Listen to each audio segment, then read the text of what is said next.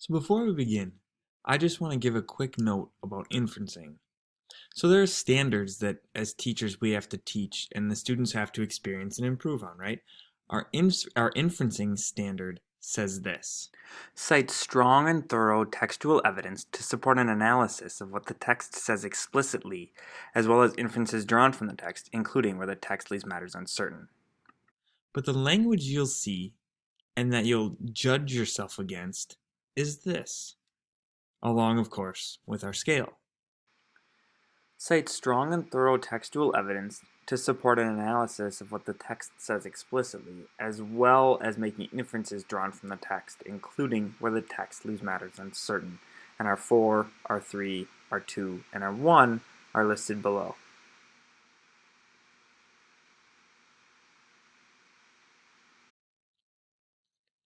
What though does all of this mean? What does it look like in our lives? Well, inferencing is drawing conclusions based on information that has been implied rather than directly stated, and it's an essential skill in reading comprehension. People make inferences every day, both in oral and written communication. Many times, this is so automatic, most readers or listeners don't even realize that the information wasn't included in the conversation or the text. For example, read the following sentences. So the one that's on the screen right now says, "My wife and I tried to pack light, but we made sure not to forget our bathing suits and sunblock. I wasn't sure if I would get seasick again, so I made sure to pack some medicine for upset stomachs." You can deduct a great deal of information from these sentences. That the author's married, that he and his wife are going on a trip, that they're going to be on a boat, that they will be around water, that they are going swimming, that they have gone swimming before, that the author has gotten seasick on a boat in the past. Now, this probably makes sense to you, and yet still you're probably asking, so what? Again, why do inferences matter to me? What do I care?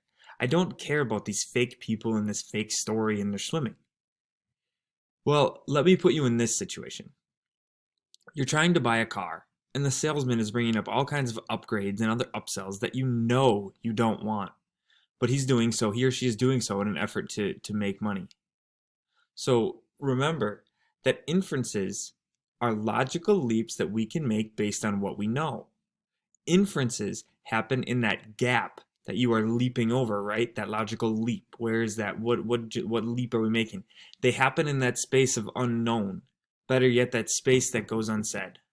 You also, in this scenario, probably know that this isn't the salesman's first sale. So he's trying to sell you on something. He knows what he's doing. This isn't something new. So by you recognizing those things, you recognize that he's likely trying to sell you, right? This is your deduction. This is your realization. This is your logical leap. It's your inference that something is happening that is being left unsaid. That's where that inference happens, right? So all sorts of people use inferences in both their daily and professional lives all the time. Doctors make inferences when they diagnose conditions by looking at x-rays, MRIs, and communications with the patient. Crime scene investigators make inferences when they follow clues like fingerprints, DNA, and footprints to find out how and when the crime was committed. Mechanics make inferences when they run diagnostics and tinker in the engine and chat with you about how your car is acting or figure out what's wrong under the hood. So those are some scenarios when you are making an inference in real life. But still, I totally get where you might have this question. How does this apply to reading? What does reading have to do with my dealings in customer service or car salesman or whatever? Like, why does reading apply to that? Well, what's hard is that there's no real equation for this. It's not math in that sense. Do this, do this, do this, and you've made an inference.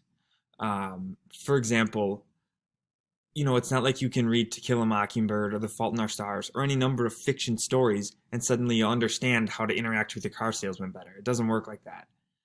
But we know that all of our prior experience influences our future experiences, right?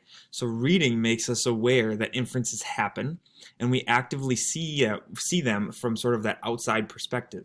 And we're then more prepared to see them when they're happening to us. And by the same token, it's not always like identifying deceit, right? Like we did in that car salesman scenario. Reading helps inform us in our own interactions with others in real life. Readers are more aware of others and how we treat others, and maybe a recognition that someone's having a bad day, or that we need to treat this person maybe a little bit you know more carefully, or we can be hard on them at this point. It just kind of depends on that scenario, and you're reading the situation when you interact with people.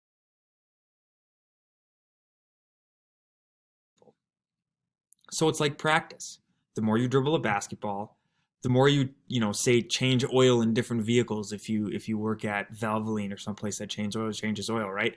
The more you encounter different situations at your construction job, your cashier job, your cooking job, the better you get at those things, right? The more scenarios you experience, the better you get at that specific job. And I guess what I'm equating this to is inferencing is something that we get better at, and reading helps us build that skill. Essentially, it's no different than weightlifting, where you're building muscle. And this is an example that I'm using, of course, because we know it's a visible, tangible thing that I can see. I can see bigger muscles after having weightlifted. Well, at work, you're building that work muscle.